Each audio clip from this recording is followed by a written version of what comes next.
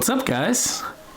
Welcome back to my YouTube channel. I dropped the short early. I couldn't wait to share the big news with you guys. I could not believe it. I couldn't believe it. We finally took Zozo, my 2022 ZL1, over to Paragon Performance.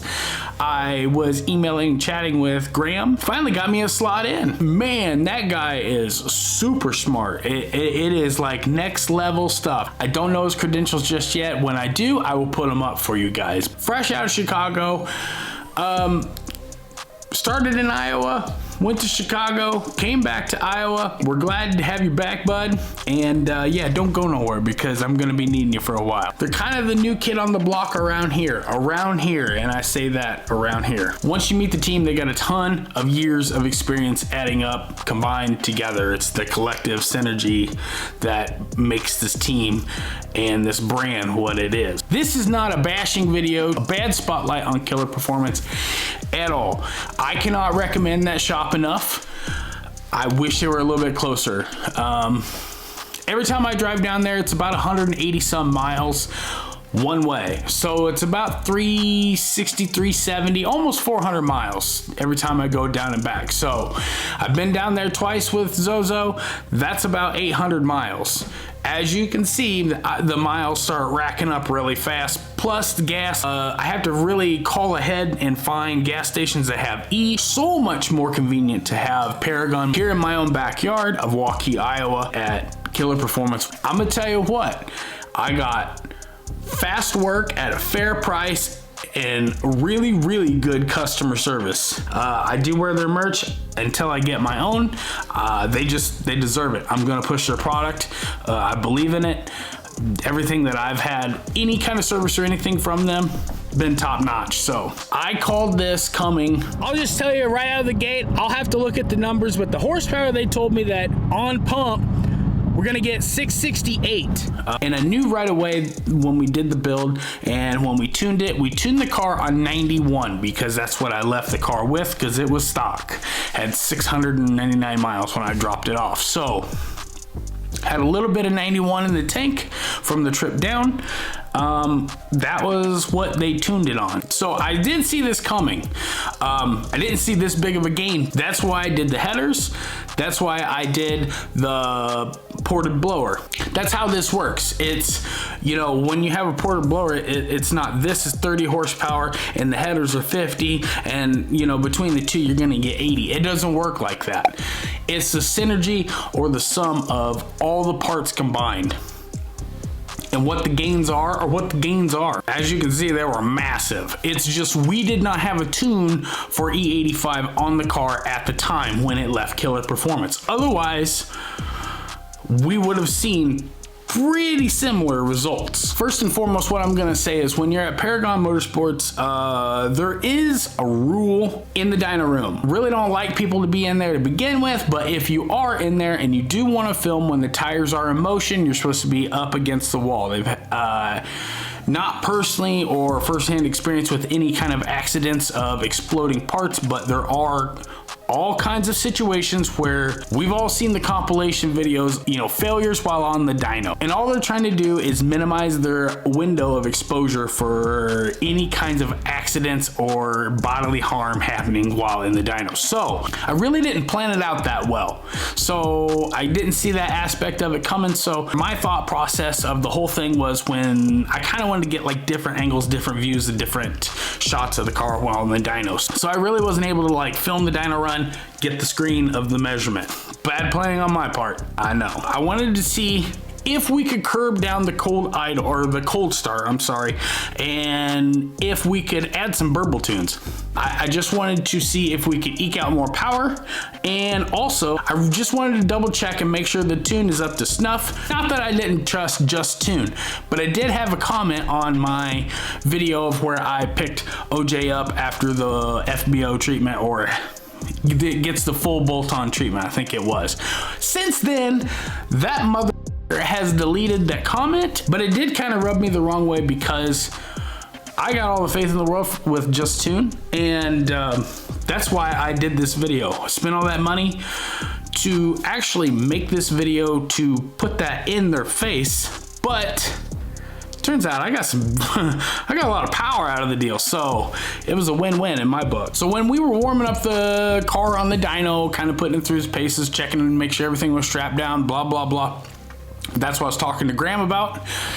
And he said, I can see where they have the flex fuel turned on, but there's no real tune for it on another side. I guess there's a pump side and a flex side. I don't know.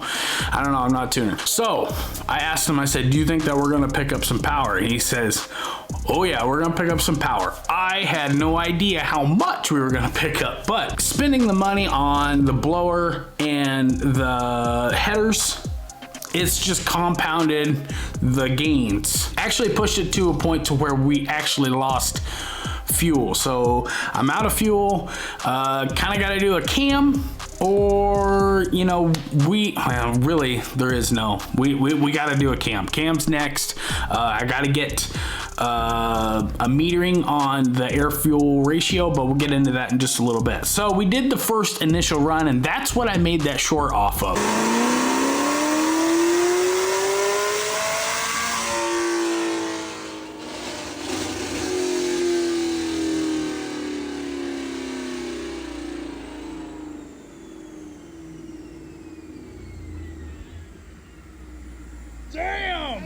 We hit 729 right out of the gate. I was shocked. I was really hoping for like 700. I always shoot these things. I always overshot it with OJ, and those who've been on the channel for a while, I was wanting 500 horsepower or 500 to the wheel, and I got 446. It's just the way that, you know, it seems to be the pattern, the way things go with me. So I would just went into it neutral. You get what you get. I was in the back of my mind, I was thinking 700 would be pretty cool. In my own personal experience, I've never had a supercharged car, so I don't know what's realistic and what's not. So this is all uncharted territory for me. So when he made the first pull, I saw 729. I turned around, I screamed, damn! That was 100% legit. That was my initial reaction.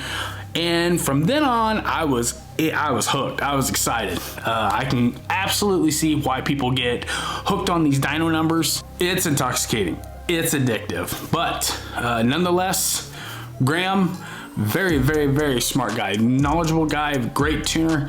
And I just had him, you know, he spent a couple hours overlooking the tune, making sure everything was dialed in, got another run in.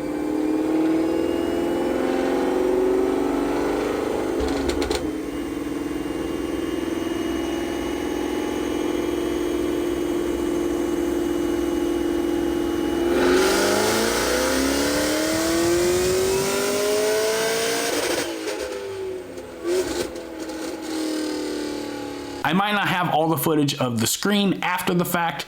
I did get shots of the car running.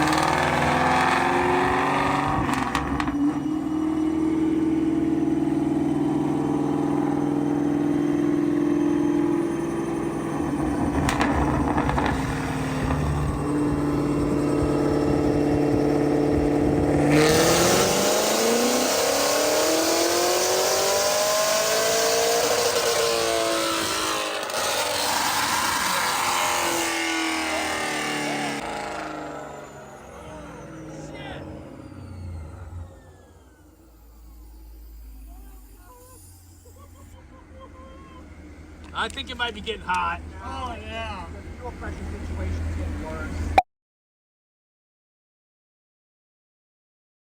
Is it? Yeah, that's what happened there with the fuel pressure. Oh, right up here? That's the fuel pressure getting way too low. Okay.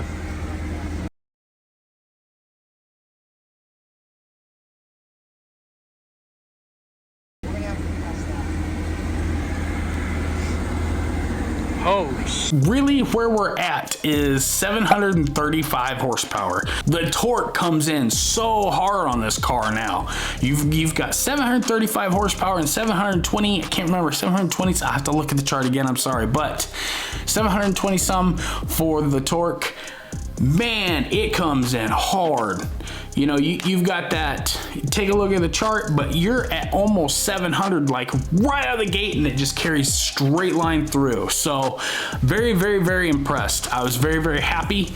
Those of you that follow the channel, you can go back to the axle back video of where I put Corsa Extremes on my car. There's a list of the full mods. We did nothing else. Just the tune from there on out, and that was what we picked up. Unfortunately, we're just the temperature's too low. That's why I'm inside today. It's just the tire doesn't hook, and no tire is going to.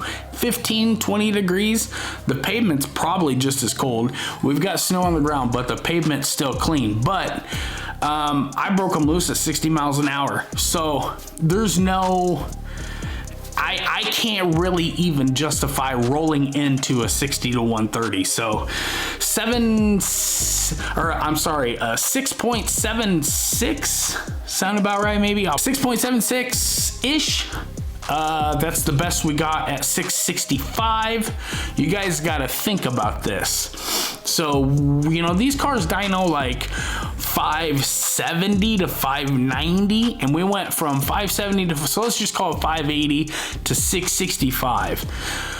That's an 85 horsepower to the tire gain, okay? So 85 horsepower to the tire gain with all those parts being bolted on, all that work being done. That's a lot. That is a lot of money and everything for 85 wheel horsepower gain. It's fair. That's just what stuff costs in comparison.